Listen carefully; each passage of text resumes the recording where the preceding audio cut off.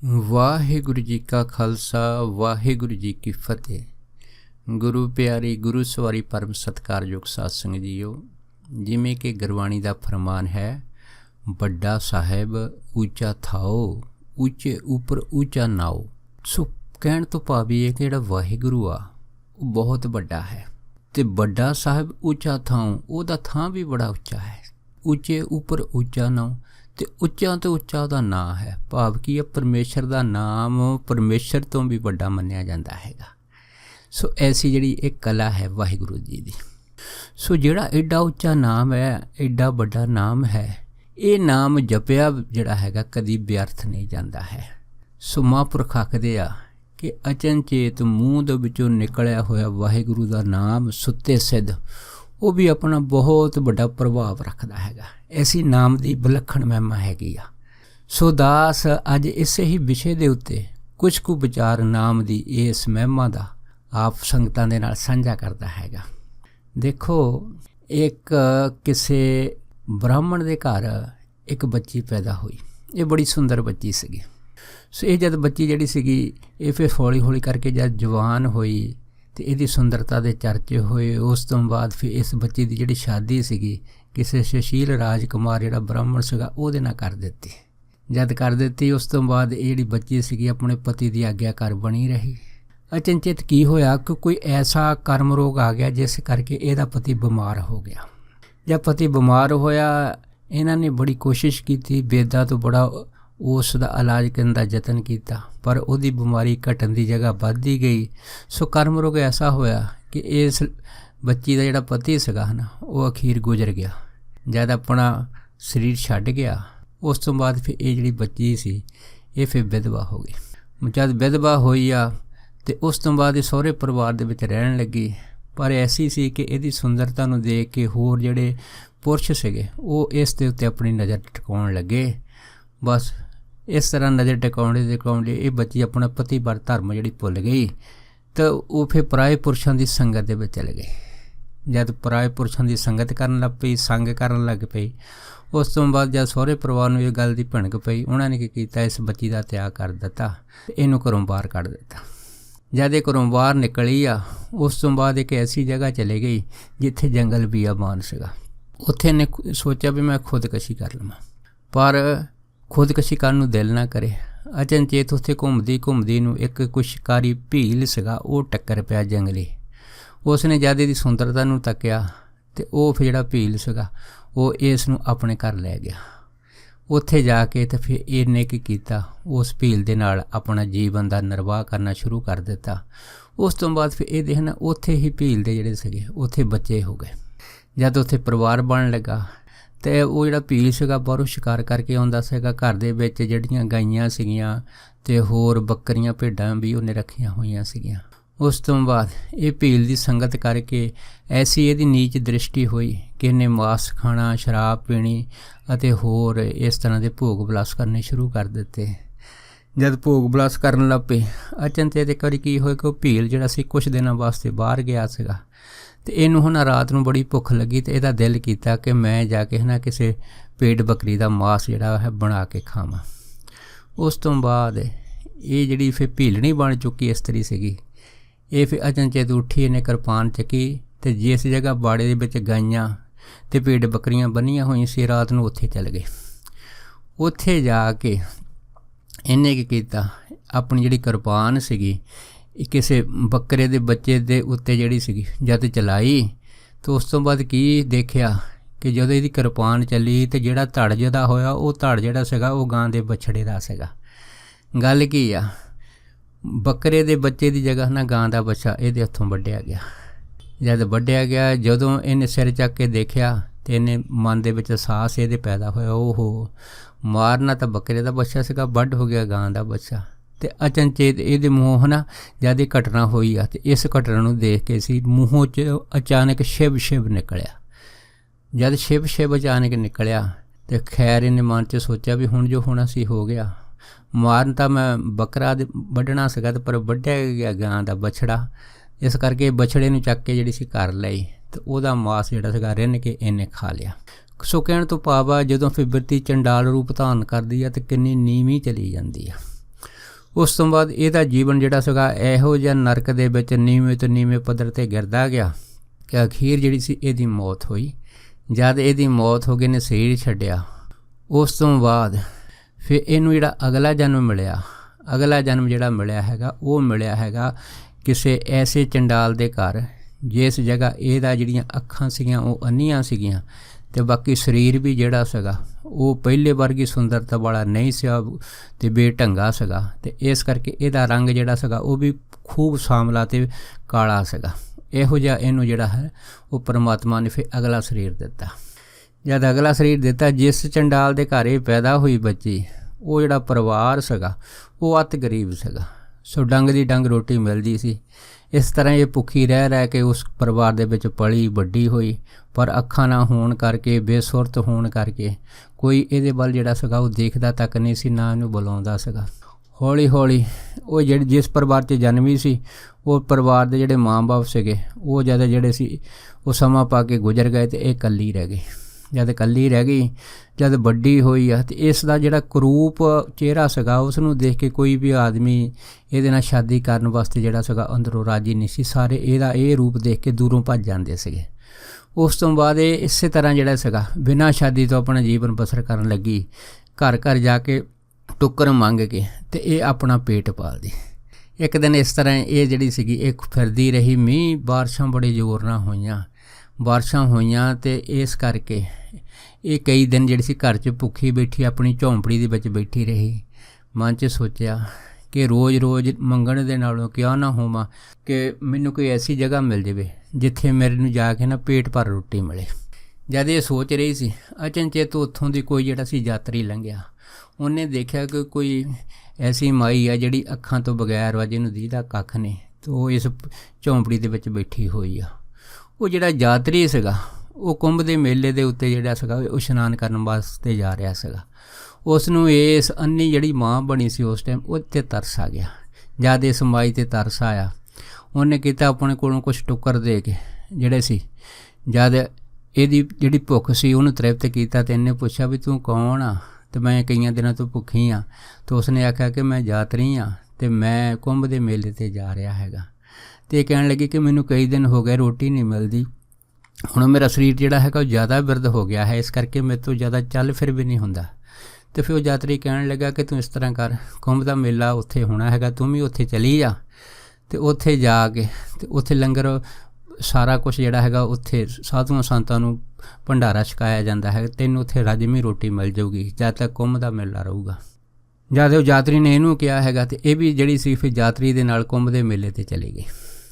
ਜਦ ਹੌਲੀ ਹੌਲੀ ਕੁੰਭ ਦੇ ਮੇਲੇ 'ਤੇ ਪਹੁੰਚੀ, ਇਹਨੇ ਕੀ ਦੇਖਿਆ ਕਿ ਉੱਥੇ ਲੱਖਾਂ ਦੇ ਇਕੱਠ ਆ, ਬਹੁਤ ਸਾਧੂ ਸੰਤ ਜਿਹੜੇ ਆ ਉੱਥੇ ਇਸ਼ਨਾਨ ਕਰਨ ਵਾਸਤੇ ਆਏ ਆ। ਖੈਰ ਇਹਦੀਆਂ ਅੱਖਾਂ ਨਾ ਹੋਣ ਕਾਰਨ ਇਹ ਕਿਸੇ ਦਾ ਕੋਈ ਦਰਸ਼ਨ ਨਹੀਂ ਕਰ ਸਕੀ, ਅਤੇ ਇਸ ਕਰਕੇ ਭਾਗਹੀਣ ਹੋਣ ਕਾਰਨ ਇਹਨੂੰ ਭੁੱਖ ਲੱਗੀ, ਅਤੇ ਇੱਕ ਜਗ੍ਹਾ ਜਿਹੜੀ ਸੀ ਪ੍ਰਸ਼ਾਦਾ ਛਕਣ ਵਾਸਤੇ ਜਦ ਬੈਠੀ ਅਤੇ ਜਿਉਂ ਬੈਠੀ ਸ਼ਾਮ ਤੱਕ ਇਹਨੂੰ ਕਿਸੇ ਨੇ ਕੋਈ ਭੋਜਨ ਨਹੀਂ ਦਿੱਤਾ। ਜਦ ਭੋਜਨ ਨਹੀਂ ਦਿੱਤਾ ਇਹ ਲੇਰੜੇ ਕੱਢਦੀ ਰਹੀ, ਪਰ ਕਿਸੇ ਨੇ ਇਹਦੀ ਗੱਲ ਹੀ ਨਹੀਂ ਸੁਣੀ। ਅਚਨਚੇਤ ਕੀ ਹੋਇਆ, ਕੋਈ ਪ੍ਰੇਮੀ ਆਇਆ। ਉਸ ਪ੍ਰੇਮੀ ਦੇ ਪਾਸ ਬੇਲ ਪੱਤਰ ਸੀਗਾ। ਉਹ ਜਿਹੜਾ ਬੇਲ ਪੱਤਰ ਸੀ ਉਸ ਪ੍ਰੇਮੀ ਦੇ ਪਾਸ, ਉਹਨੇ ਕੀਤਾ ਇਸ ਬੁੜੀਆਂ ਮਾਈ ਦੀ ਥਾਲੀ ਦੇ ਉੱਤੇ ਜਿਹੜਾ ਬੇਲ ਪੱਤਰ ਦੇ ਕੁਛ ਪੱਤੇ ਜਿਹੜੇ ਰੱਖ ਦਿੱਤੇ। ਜਦ ਰੱਖ ਦਿੱਤੇ ਤਾਂ ਉਹ ਚਲਾ ਗਿਆ। ਜਦ ਗਿਆ ਅਤੇ ਇਹਨੇ ਮਨ 'ਚ ਸੋਚਿਆ ਕਿ ਭੋਜਨ ਮੇਰੀ ਥਾਲੀ 'ਚ ਰੱਖ ਗਿਆ ਹੈਗਾ। ਜਿਉਂ ਹੀ ਇਹਨੇ ਜਿਹੜਾ ਸੀਗਾ ਆਪਣਾ ਹੱਥ ਥਾਲੀ ਦੇ ਵਿੱਚ ਭੋਜਨ ਖਾਣ ਨੂੰ ਕੀਤਾ, ਅਤੇ ਇਹਨੇ ਕੀ ਤੱਕਿਆ ਕਿ ਉਹਦੀ ਥਾਲੀ ਦੇ ਉੱਤੇ ਰੋਟੀ ਜਾਂ ਕੋਈ ਦਾਲ ਸਬਜ਼ੀ ਨਹੀਂ ਆ, ਕੋਈ ਪੱਤੇ ਰੱਖ ਗਿਆ ਹੈਗਾ। ਜਦ ਇਹਦਾ ਹੱਥ ਜਿਹੜਾ ਸੀ ਉਹ ਪੱਤਿਆਂ ਦਾ ਅਨੁਭਵ ਕੀਤਾ, ਅਤੇ ਇਹਦੇ ਮਨ ਦੇ ਵਿੱਚ ਬੜਾ ਕ੍ਰੋਧ ਆਇਆ। ਇਹਨੇ ਕੀ ਕੀਤਾ, ਜਿਹੜੇ ਬੇਲ ਪੱਤਰ ਸੀਗੇ ਉਹ ਸਣੇ ਥਾਲੀ ਜਿਹੜੀ ਸੀ ਗੁੱਸੇ ਦੇ ਵਿੱਚ ਜ਼ੋਰ ਨਾਲ ਦੂਰ ਸਿੱਟ ਦਿੱਤੇ।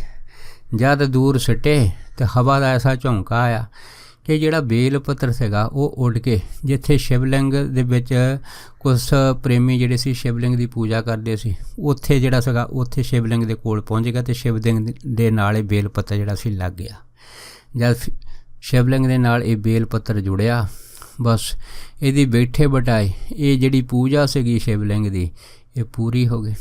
ਜਦ ਪੂਰੀ ਹੋਈ ਉਸ ਤੋਂ ਬਾਅਦ ਇਹ ਜਦ ਉੱਠੀ ਅਤੇ ਕੁੰਭ ਦੇ ਮੇਲੇ ਦੀ ਸਮਾਪਤੀ ਹੋਈ, ਜਦ ਜਾਣ ਲੱਗੀ ਅਤੇ ਇੱਕ ਜਗ੍ਹਾ ਜਾ ਕੇ ਜਿਹੜੀ ਸੀਗੀ ਇਸ ਨੂੰ ਐਸਾ ਚੱਕਰ ਆਇਆ ਕਿ ਥੱਲੇ ਡਿੱਗ ਪਈ। ਜਦ ਥੱਲੇ ਡਿੱਗ ਪਈ ਅਤੇ ਇਹਦੀ ਜਿਹੜੀ ਰੂਹ ਸੀ ਇਹਦੇ ਸਰੀਰ ਤੋਂ ਅਲੱਗ ਹੋ ਗਈ। जद रूह अलग हुई उस टाइम जमदूत आ गए। जद जमदूत आए आ तो जद वो जमदूत जिहड़े सी इस बुढ़ी माई दी जद रूह नूं जिहड़े सी लै के नरक वल जाण लगे, अचनचेत शिवलोक बोलो जिहड़े शिव दे गण आ गए। उन्हां ने जमदूतां नूं आख्या कि इस जिस नूं तुसीं फड़ के नरक वल लिजा रहे आ, ये जिहड़ा प्राणी है असल दे विच साडे लोक दा वासी हैगा। जद इन्नी गल हुई तो वो जिहड़े जम सीगे वो बड़े हैरान होए, कहण लगे कि इन्हें तो कोई ऐसा कर्म नहीं कीता, जप तप नहीं कीता, ये शिवलोक दे विच किवें जा सकदी आ। जद इन्नी गल होई ज्ञान कहण लगे कि सानू ये नहीं पता है, ये माई नूं जिहड़ा शिव जी दा हुक्म आया कि इस माई नूं साडे लोक दे विच लै के आओ। जद इन्नी गल हुई फिर जमदूत जिहड़े सी शिव दा नां सुण के पिछे हट गए ते ये जिहड़े शिव दे गण सी इस माई नूं अपने बमान विच बिठा के शिवलोक लै गए। जद शिवलोक लैके ये जिहड़ी चंडाल इस्तरी सीगी जद शिवलोक पहुंची आ तो उत्थे शिवलोक दे गंधर्वां ने इस जिहड़ा चंडालनी दा बड़ा स्वागत कीता। जब स्वागत किया तो उस तो बाद जद इसनूं जिहड़ा सीगा बड़े सुंदर संघासन ते बिठाया गया तो शिवलोक गंधर्व दे विचों कुछ गंधर्व ऐसे जिन्हां दे मन च सवाल सीगा, एक कोई जिहड़ी जे चंडालनी सी कोई शिव भगत नहीं सीगी जां कुछ होर परोपकारी संत महात्मा नहीं सी, ये चंडालन सीगी। सारी उमर टुक्कर खा खा के ये अपना जीवन निर्वाह करती रही, पर इसनूं शिवलोक की प्राप्ति किवें हो गई? सारिਆਂ ਦੇ मन च एक प्रश्न सीगा।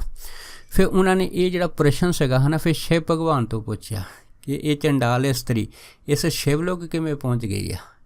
जद इन्नी गल हुई तो शिव जी मुस्कराए, वो कहण लगे कि ये शिवलोक पहुँचण के पिछे एक बड़ा भारी कारण आ, वो कारण हैगा वाहिगुरू का नाम, परमात्मा का नाम। जब इन्नी गल हुई गंधर्व हैरान हो गए, वो कहण लगे कि वो किवें?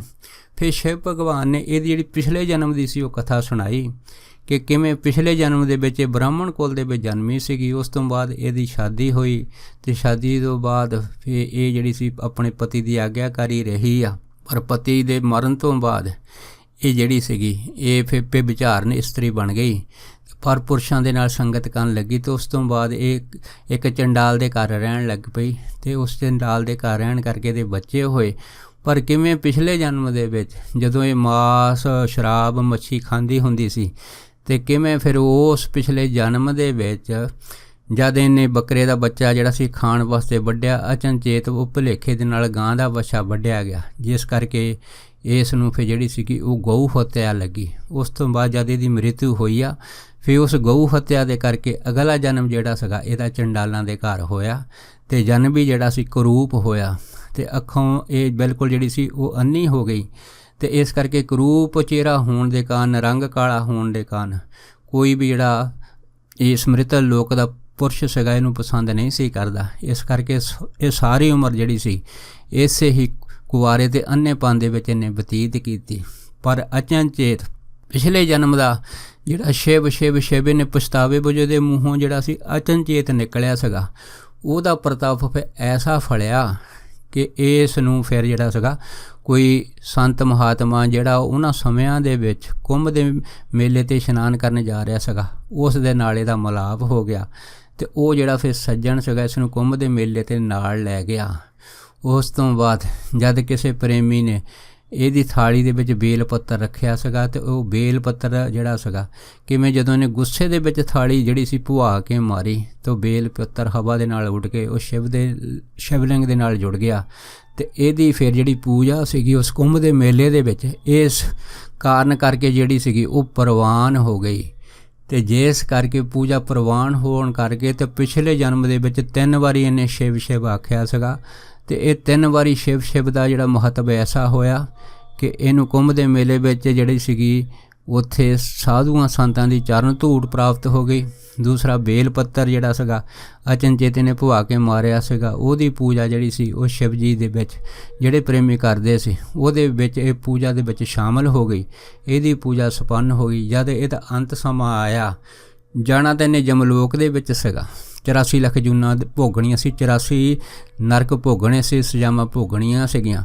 ਪਰ ਅਚਨਚੇਤ शिव ਬੋਲਣ ਦੇ ਕਰਕੇ ਇਹਦਾ ਇਹ ਜਿਹੜਾ ਸਾਰਾ ਨਰਕ ਸੀ ਕੱਟਿਆ ਗਿਆ ਤੇ ਉਸ शिव ਮੰਤਰ ਦੇ ਜਾਪ ਕਰਕੇ ਇਹ ਸਿੱਧੀ ਜਿਹੜੀ ਸੀ ਇਹ शिवलोक ਦੀ ਅਧਿਕਾਰੀ ਹੋ ਗਈ। ਜਿਸ ਕਰਕੇ ਅਸੀਂ ਆਪਣੇ ਜਿਹੜੇ ਗਣ ਸੀਗੇ ਇਸ ਨੂੰ ਲਿਜਾਣ ਵਾਸਤੇ ਜਿਹੜੇ ਸੀਗੇ ਇਸ ਮ੍ਰਿਤੂ ਮੰਡਲ ਦੇ ਵਿੱਚ ਭੇਜੇ ਸੀਗੇ ਤੇ ਫਿਰ ਇਹ ਜਿਹੜੀ ਚੰਡਾਲ ਇਸਤਰੀ ਸੀਗੀ, ਕਿਵੇਂ ਸ਼ਿਵ ਲੋਕ ਦੀ ਜਿਹੜੀ ਉਹ ਦੇਵੀ ਬਣ ਗਈ ਆ। ਇਹ ਸਾਰਾ ਜੋ ਕਾਰਨ ਵਾ, ਜੋ ਪ੍ਰਤਾਪ ਹੈ, ਇਹਦੇ ਮੂੰਹ 'ਚੋਂ ਨਿਕਲੇ ਅਚਾਨਕ ਨਾਮ ਮੰਤਰ ਸ਼ਿਵ ਸ਼ਿਵ ਦੇ ਪ੍ਰਭਾਵ ਕਰਕੇ ਹੋਏ ਆ। ਉਹਦਾ ਐਸਾ ਮਹਾ ਮਹਿਮਾ ਇਸ ਨਾਮ ਮੰਤਰ ਦੀ ਹੈਗੀ ਆ ਕਿ ਅਚਨਚੇਤ ਨਿਕਲਿਆ ਹੋਇਆ ਵੀ ਜਿਹੜਾ ਨਾਮ ਹੈ ਉਹ ਆਪਣਾ ਕਿੱਡਾ ਵੱਡਾ ਅਸਰ ਰੱਖਦਾ ਹੈਗਾ। ਇਸੇ ਕਰਕੇ ਗੁਰਬਾਣੀ 'ਚ ਆਖਿਆ ਕਿ ਵੱਡਾ ਸਾਹਿਬ ਉੱਚਾ ਥਾਉ ਉੱਚੇ ਉੱਪਰ ਉੱਚਾ ਨਾਉ, ਕਿ ਉਹਦਾ ਨਾਮ ਜਿਹੜਾ ਉੱਚਾ ਤੇ ਉੱਚਾ ਹੈ, ਪਰ ਇਹ ਨਾਮ ਅਚਨਚੇਤ ਜਿਹਦੀ ਰਸਨਾ 'ਤੇ ਆ ਜਾਂਦਾ ਹੈਗਾ ਅਤੇ ਇਹ ਨਾਮ ਕਿਵੇਂ ਸਮਾਂ ਪਾ ਕੇ ਪ੍ਰਫੁੱਲਿਤ ਹੋ ਜਾਂਦਾ, ਉਹਦੀ ਕਿੰਨੀ ਮਹਿਮਾ ਬਣ ਜਾਂਦੀ ਆ ਕਿ ਜਿਵੇਂ ਇਸ ਚੰਡਾਲਣ ਇਸਤਰੀ ਨੂੰ ਵੀ ਜਿਹੜੀ ਉਹ ਸ਼ਿਵ ਲੋਕ ਦੀ ਪ੍ਰਾਪਤੀ ਹੋ ਗਈ ਆ। ਸੋ ਕਹਿਣ ਤੋਂ ਭਾਵ ਇਹ ਆ ਕਿ ਜਿਹੜੇ ਗੁਰਮੁਖ ਪਿਆਰੇ ਨਾਮ ਜਪਦੇ ਆ ਔਰ ਨਾਮ ਜਪਣ ਦੇ ਨਾਲ ਆਪਣੀ ਮਰਜ਼ਾਦਾ ਦਾ ਪਾਲਣ ਕਰਦੇ ਆ, ਅਤੇ ਇਹੋ ਜਿਹੇ ਪ੍ਰਾਣੀਆਂ ਦੀ ਗਤੀ ਦਾ ਤਾਂ ਫਿਰ ਕੋਈ ਅੰਤ ਹੀ ਨਹੀਂ ਹੈ ਕਿ ਉਹਨਾਂ ਦੀ ਮਹਿਮਾ ਕਿੰਨੀ ਅਪਰੰਪਾਰ ਹੋ ਜਾਂਦੀ ਆ। ਪਰ ਕਿਵੇਂ ਇੱਕ ਚੰਡਾਲਣ ਦੇ ਮੂੰਹੋਂ ਨਿਕਲਿਆ ਸ਼ਿਵ ਜੇ ਆਪਣਾ ਐਡਾ ਵੱਡਾ ਪ੍ਰਭਾਵ ਜਾਂ ਸ਼ਿਵ ਲੋਕ ਦੀ ਪ੍ਰਾਪਤੀ ਕਰ ਸਕਦਾ ਹੈ, ਅਤੇ ਜਿਹੜੇ ਗੁਰਮੁਖ ਪਿਆਰੇ ਨੇਮ ਪਿਆਰ ਦੇ ਨਾਲ ਅੰਮ੍ਰਿਤ ਵੇਲਾ ਸੰਭਾਲਦੇ ਆ, ਨਾਮ ਜਪਦੇ ਆ, ਕਿਰਤ ਕਰਦੇ ਆ ਔਰ ਵੰਡ ਕੇ ਛਕਦੇ ਆ, ਅਤੇ ਆਪਣੀ ਮਰਜ਼ਾਦਾ ਦੇ ਵਿੱਚ ਰਹਿ ਕੇ ਸੰਸਾਰ ਦੇ ਲੋਕਾਂ ਦੀ ਸੇਵਾ ਕਰਦੇ ਆ, ਅਤੇ ਇਹੋ ਜਿਹੇ ਜਿਹੜੇ ਪ੍ਰਾਣੀ ਆ ਉਹ ਕਿੰਨੇ ਉੱਚੇ ਮੰਡਲਾਂ ਦੇ ਵਾਸੀ ਹੋ ਜਾਂਦੇ ਆ, ਇਹ ਤਾਂ ਫਿਰ ਕੋਈ ਕਹਿ ਨਹੀਂ ਸਕਦਾ। ਇਸੇ ਕਰਕੇ ਗੁਰਬਾਣੀ 'ਚ ਆਖਿਆ ਹੈ ਕਿ ਕਬੀਰ ਸੁਪਨੇ ਹੂੰ ਬਡੜਾਈ ਕੇ ਜੈ ਮੁਖ ਨਿਕਸੇ ਰਾਮ, ਤਾਂ ਕਿ ਪੱਗ ਕੀ ਪਾਨ ਹੀ ਮੇਰੇ ਤਨ ਕੋ ਚਾਮ। ਸੋ ਦਾਸ ਇੰਨੇ ਹੀ ਬਚਨ ਆਪ ਸੰਗਤਾਂ ਨਾਲ ਸਾਂਝਾ ਕਰਦਾ ਹੋਇਆ ਖਿਮਾ ਦਾ ਜਾ ਚਕਵਾ ਜੀ। ਹੋਈਆਂ ਬੇਅੰਤ ਭੁੱਲਾਂ ਚੁੱਕਾਂ ਦੀ ਖਿਮਾ ਬਖਸ਼ਣੀ, ਸੋ ਫਤਿਹ ਬੁਲਾਓ। ਵਾਹਿਗੁਰੂ ਜੀ ਕਾ ਖਾਲਸਾ, ਵਾਹਿਗੁਰੂ ਜੀ ਕੀ ਫਤਿਹ।